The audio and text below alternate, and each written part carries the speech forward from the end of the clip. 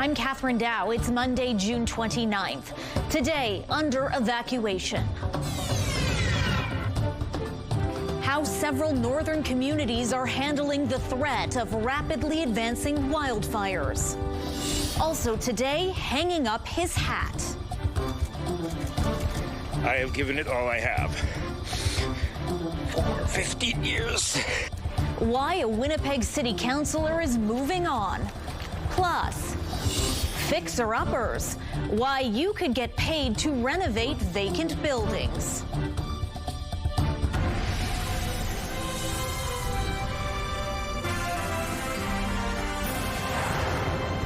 Good afternoon. Thanks for joining us. Mara Lee is away today.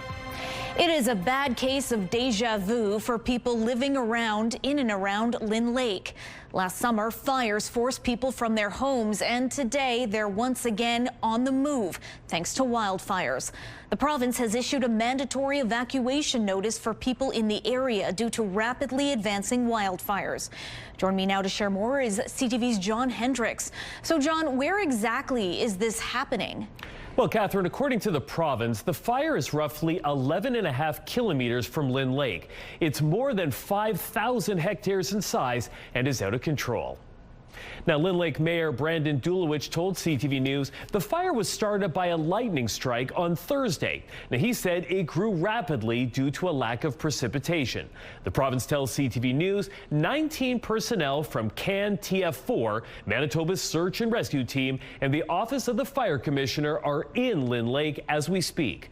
They've set up a command post dedicated to value protection, and a number of fire apparatus from several departments arrived over the weekend. Meantime, Marcel Colombe First Nations evacuees departed safely around 1 o'clock in the morning. Now, the Canadian Red Cross says it is well prepared to assist all the evacuees. Each year, in each response, we work very closely with the community leadership in all of them. And yeah, we take learnings from each year, from each response, and working with each community. So, you know, every year, and every response informs what we do moving forward. The province has set Brandon as the host location for wildfire evacuees. A reception center has been set up, and I'm told that some evacuees have already arrived. So John, does that mean that all the evacuees are going to Brandon? No, Catherine. The Canadian Red Cross says that some of the evacuees are also coming to Winnipeg for temporary accommodations. And the province is working closely with the Canadian Red Cross to assist those evacuees and ensure that they have access to emergency supports and places to stay for as long as needed. All right. Thanks for this, John. A longtime Winnipeg City Councillor is leaving City Hall. St. Vital Councillor Brian May says he is not seeking re-election this fall. This was the job I really wanted.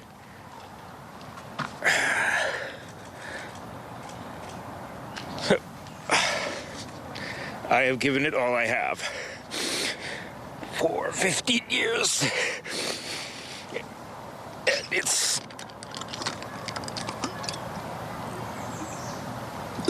time to move on. Time to move on to something new. May says he's planning on running for school trustee in the Louis Riel School Division. He was first elected in 2011 in a 2011 by-election, and he says he will be endorsing a councillor candidate for St. Vital when registrations open tomorrow. CTV's Jeff Keel will have more about what this means for the future of City Council. That's coming up tonight at CTV News at 6. Meantime, Evan Duncan, councillor for Charleswood, Tuxedo, Westwood, says he will be seeking re-election. In a statement, Duncan says he's aiming to, quote, provide the kind of consistent representation our community deserves. Duncan was first elected in 2022. He currently chairs the Property and Development Committee and sits on the Executive Policy Committee. Police are investigating what they're calling a suspicious death in Pimicikamak Cree Nation. Last night around 7 p.m., police received a report of an unresponsive female in the water near Beardy's Point. Officers located a 22-year-old female who had been pulled from the water and pronounced dead at the scene. Police say it's still awaiting autopsy results and are asking anyone with information related to the death to contact Crime Stoppers. Applications open later this week for the city's new vacant building grant. Beginning Thursday, property owners can apply for up to $35,000 per unit.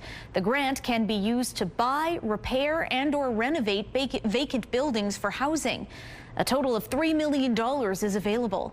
You can find out more by visiting the city's website or by attending an information session scheduled for July 22nd. Applications are open until August 17th, and the funds must be spent before October of next year. Also, the city's new empty building fees are now in effect.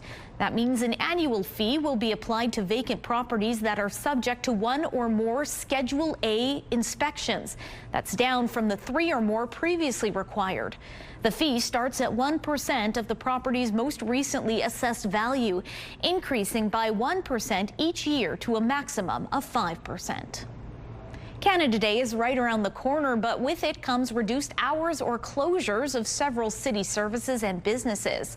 Winnipeg City Hall and administrative offices will be closed to the public on Wednesday. If you want to hit the shops, CF Polo Park, Outlet Collection Winnipeg, Garden City Shopping Center, and Kildonan Place are all open from 11 a.m. to 6 p.m. on Canada Day. But St. Vital Centre and Grant Park Shopping Centre will be closed. As for attractions, the Manitoba Museum, the Canadian Museum for Human Rights, and the WAG will all be open. And you can't forget about the Forks' Canada Day celebrations, with festivities beginning at 10:30 a.m. If you're feeling extra celebratory, all Winnipeg and Brandon liquor marts will be open 11 a.m. until 6 p.m., except for the True North Square location. Soccer fans across the country are reveling following Canada's nail-biting 1-0 win over South Africa on Sunday. And that excitement spilled over here in Winnipeg. This was the scene at the King's Head pub in the Exchange District Sunday afternoon. Fans erupted when midfielder Stefan Estacio broke the deadlock in stoppage time, punching Canada's ticket to the round of 16.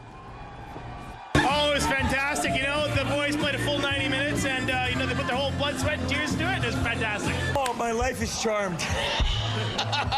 We've been at this a long time. We have some good days, we have some bad days, but today was a good day. Canada will play either the Netherlands or Morocco in the next stage. Those two teams play tonight, and Canada will face the winner on Saturday in Houston.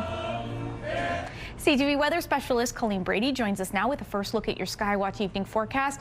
Colleen, you can't catch a break. Wild weekend in terms of weather, and it seems it's continuing. Yeah, this is in progress. Severe weather is once again redeveloping out in southwestern Manitoba. We have thunderstorms that are moving up from the south, and they're closing in on Winnipeg. And Catherine, wait till I show you this. It's a kaleidoscope of weather alerts that are in effect both in southern Manitoba and in northwestern Ontario. Winnipeg and Brandon are under an orange watch for severe thunderstorms, so we could see severe thunderstorms develop, not just in those areas, but across the south tonight and east into northwestern Ontario. But I want to point out these areas further to the south in yellow under a tornado watch, all related to these same severe thunderstorms. Where that yellow becomes a little bit more bolded, that's around Deloraine. That's where a severe thunderstorm is in effect right now. And up and around the Dauphin area, there's a rainfall warning in effect. That's all for what's in progress. But of course, last night we had at least one tornado. Environment Canada has confirmed a tornado did touch down around Rossburn. Now they are working in conjunction with the Northern Tornadoes Project. Those folks from the NTP have gone out. They're investigating on the ground right now. They have given that tornado a preliminary assessment or rating of EF2. At least, emphasis on at least. They're continuing to drill down on the wind speeds involved, and that rating may increase. So more details on that. A look back at that and a look ahead at what's to come tonight and a look at what's in progress right now. A busy night in weather, Catherine. The Bathfitter Live Eye is brought to you by Bathfitter, your bath and shower experts for more than 40 years. With a little bit of rain on the camera lens there, it is 25 degrees. Winds out of the east-southeast at 23 kilometers an hour. The pressure's dropping and the humidity is 78%. Out in traffic, a live look at a very busy Portage Avenue, east and westbound in front of Polo Park, but moving well.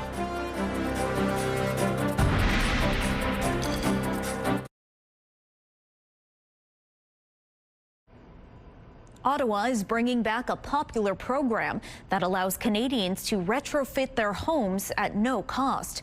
BNN Bloomberg's Marella Fernandez has more. There is $500 million in funding available, but currently the program will only operate in 5 provinces. It's already running in Manitoba and will soon launch in Nova Scotia, Prince Edward Island, Quebec, and BC. It will be available for low to medium income households, giving them the opportunity to put in extra insulation or install heat pumps to save on energy bills. Here are the closing numbers for the day. The Canadian dollar is down to 70.41. West Texas Intermediate up over $1 to 70.75. Western Canadian Select down over $2 to 54.57, and the TSX is down 156 points today. Those are your business headlines. I'm Marilla Fernandez. A 17-year-old male is dead following a rollover on a Manitoba highway. On Sunday at around 6:45 a.m., officers were called about a crash involving an SUV on Highway 405 near Lorette. Police say the SUV hit a ditch and flipped sometime overnight, but wasn't noticed until the morning. Officers discovered a severely damaged vehicle. The driver, who was from Dufresne, was found inside the SUV, initially concealed by the extent of the damage. He was pronounced dead at the scene. RCMP continue to investigate. Winnipeg firefighters are getting new wheels. It is new, brand new. Look at that. You'll be the first one to sit in this from the city of Winnipeg. These shiny new fire trucks will be rolling into Winnipeg fire stations over the coming weeks. As you can see on your screen, they're being built right here in Winnipeg at Fort Garry Fire Trucks. The $1.3 million purchase is part of the city's plan to buy 12 new fire vehicles over the next 3 years. When we talk about purchasing new fire engines, we're talking about ensuring that when someone in our community needs help, whether it's a fire, a medical emergency, or a rescue, we can respond quickly, safely, and effectively. The funding comes from a 2025 city budget pledge to spend $18 million on new fire trucks. A new space where you can catch a break from the sun opened in South Winnipeg on Saturday. 2, 1. Ginna Park's new shade structure has 4 picnic tables, one of them with accessible seating. 2 benches were also added along the park's pathway. The South Point Residents Association has been pushing for upgrades to the outdoor space. The project was funded by the city's Communities Fund and Parks and Recreation Enhancement Program. The case of a former Air Canada pilot accused of flying hundreds of flights without a proper license was back in court today. Police say 59-year-old Jeffrey Wall flew roughly 900 domestic and international flights on a fake license. Investigators say while he did have some qualifications, he never obtained the high-level license required to fly the Boeing planes he piloted. Wall is also accused of attempting to conceal forged documents by filing a false police report. He worked for Air Canada for 27 years before retiring in 2025. His case is set to be back in court on September 21st.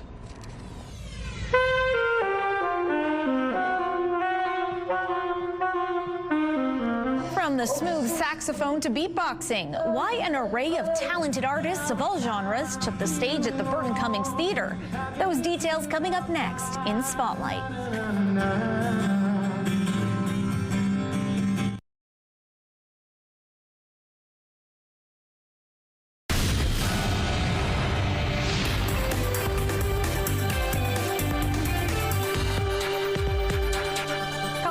Has your spotlight today.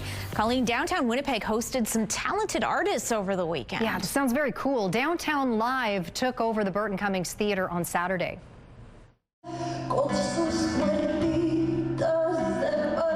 20 performers hit the stage, performing everything from Bollywood fusion dance to beatboxing. The winner of the competition will perform at the upcoming Burt Block Party. The CEO of Downtown Winnipeg Biz says the event showed off the diverse culture of downtown Winnipeg.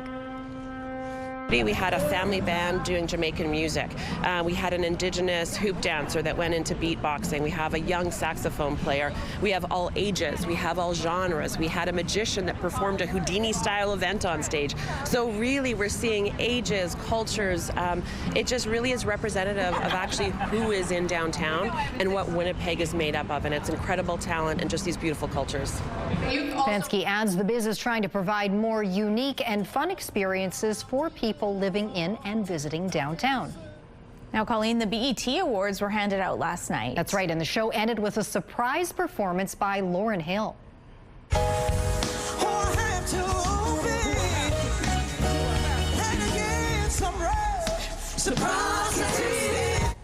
The 51-year-old performed her hit X Factor after being presented with the Living Legend Icon Award in Catherine. She was just here in Winnipeg performing just a few months ago. No kidding. She is a living legend. Wow, she's talented. Yeah. Speaking of, it's good to be the king, or at least comedy legend Mel Brooks. That's right. The icon celebrated his 100th birthday on Sunday. We've got to protect our phony baloney job, gentlemen. We must do something about this immediately. Brooks was born in Brooklyn in 1926 and has had a lengthy career creating beloved films like Blazing Saddles, The Producers, History of the World Part 1, and Young Frankenstein. He has another title on the way with a Spaceballs sequel due out next year, Catherine. Brooks previously told People he credits his long life to his sense of humor. So that's the secret, huh? I think so. Good to know. Let's keep making jokes. Exactly. We'll keep at it. All right. Thanks for that, Colleen. You're welcome. Or we'll try. Here's your Monday primetime lineup. Kick things off with Children Ruin Everything at 7. American Ninja Warrior comes up next at 8. It is all right here tonight on CTV. A live look right now at the Provencher Bridge. Traffic moving well in both directions there, east and westbound. Right now it's cloudy in the city, 25 degrees, but storms are on our doorstep. I'll show you coming up.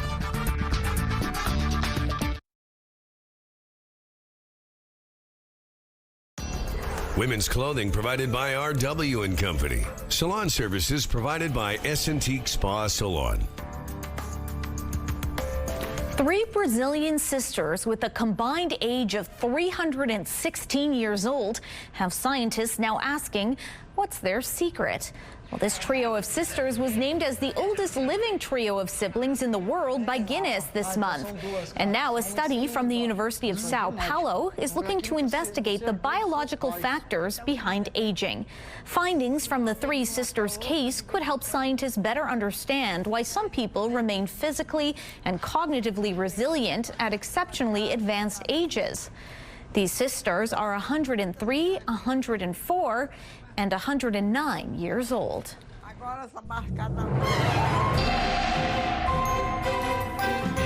CTV Skywatch weather brought to you by South Beach Casino and Resort. Visit southbeachcasino.ca. Well, we had that severe weather last night in southwestern Manitoba that brought one confirmed tornado, the possibility of another one.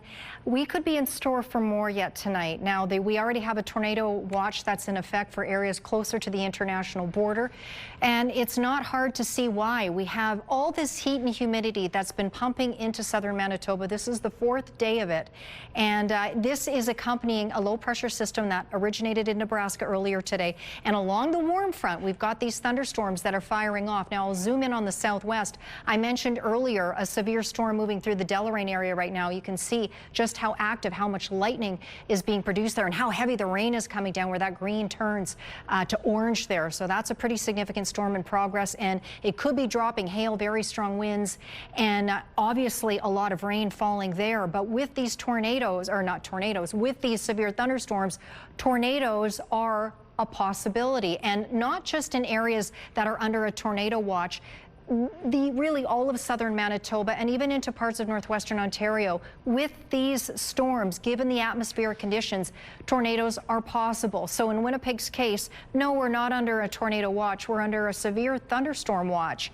But there is the potential of tornadic development, not just here in Winnipeg, but all across the south. So do keep your eyes on the skies. Again, Dauphin, the Parkland region, under a rainfall warning.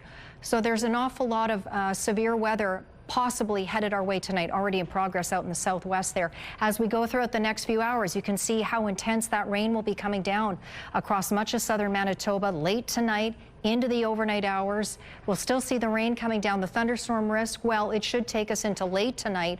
Overnight, the risk of thunderstorms should subside, but we'll see that rain start to lift further north into central parts of the province. There is the chance we could see it clip Winnipeg tomorrow, but for the most part, it should miss us. But into Canada Day we go. We should see a lot of sun here in the southeast, but there's the possibility in the afternoon of some rain coming through as well. So for tonight, we drop down to 16 degrees. Showers and thunderstorms look quite likely. They're just to our south. Some pretty strong winds developing overnight out of the southwest. Again, we could get clipped by showers tomorrow afternoon. There's a risk of a thunderstorm. Not a surprise at this point, I realize. 24 degrees. Otherwise, a mix of sun and cloud, and those strong southeast winds will continue. So then we'll take a look at Wednesday. It's Canada Day. Sunny at least in the morning. We may see more of a mix of sun and cloud in the afternoon with a low chance of showers at this point, 24 degrees. And then Thursday, Friday, right into the first weekend of July, there is the chance throughout of thunderstorms. Otherwise, some pretty warm temperatures getting up 24, 26 degrees Thursday, Friday, and then heating up the first weekend of July, 27 degrees for daytime highs and pretty warm overnight lows in the mid to upper teens throughout the long range period. Let's take a look at our first weather photo. Now, this is a roll cloud spotted here in South Winnipeg. Really neat formation there. That photo is from Lou. Now, these are indicative that thunderstorms are on the way typically when you see roll clouds. This is a gorgeous shot that Pat took out at Winnipeg Beach. Email us your weather photos to winnipegweather@ctv.ca. Skywatch Weather Pick of the Day brought to you by Provivo, Winnipeg's first and only longevity medicine clinic. Redefining health, performance, and aesthetics. Provivo.com. Thanks, Colleen. The U.S. is cutting down its trade deficit one bottle of ranch dressing at a time.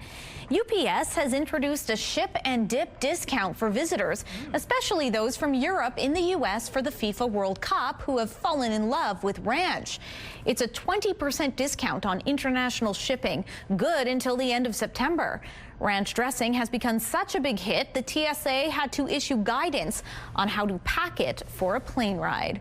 I've been loving seeing all the videos of all the Europeans in the States falling in love with Texas barbecue, learning about the various North American delicacies. I know, things that maybe who knew everyone would love, but they do.